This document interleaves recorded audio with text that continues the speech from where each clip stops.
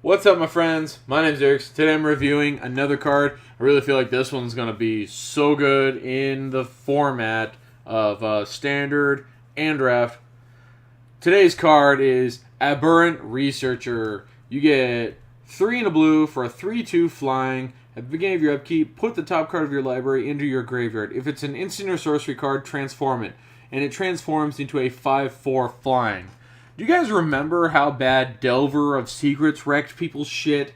That was blue, reveal the top card. If it's an instant or sorcery, transform it. It started out, it was blue for a 1/1, transformed into a 3/2 flying for 1 blue. It was so good. This one is just the upgraded version. It's a 3/2, and it turns into a 5/4. It's just so powerful.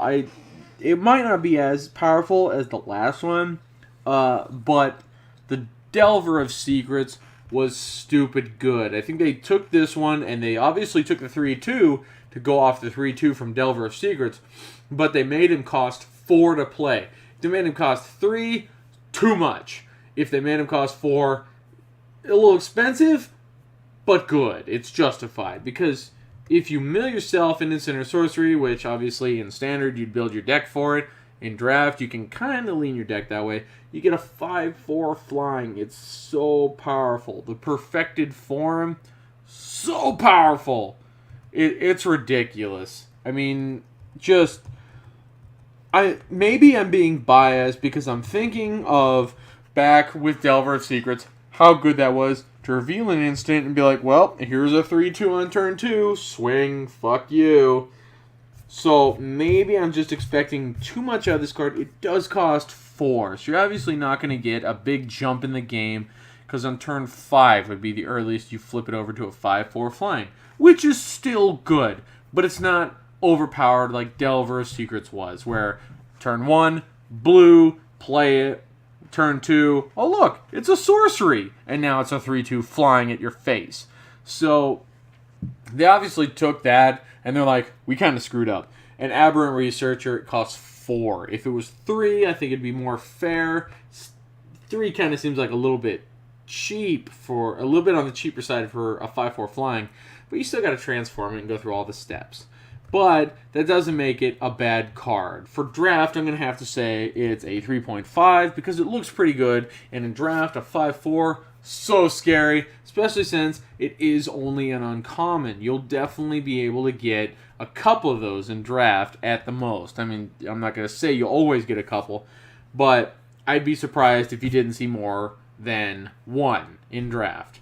For Standard, I'm going to have to say a 3 because it's good, and you can build your deck to make it work out better, but I think at 4 cost, it's not fast enough for some Standard decks. A lot of them won't really use it. Delver of Secrets is too stupid good. This one, I think they nerfed too hard. Modern's a 1.5 because at 4 mana, and then you need to wait for an upkeep. Way too expensive. EDH is a 1 because who's playing this in EDH? I could see it in a niche deck like Sidisi. Then I could see it, but everywhere else, no. Just no. No good. I'd make fun of people playing it if it wasn't in a mill-based deck like Sidisi where you're trying to mill yourself.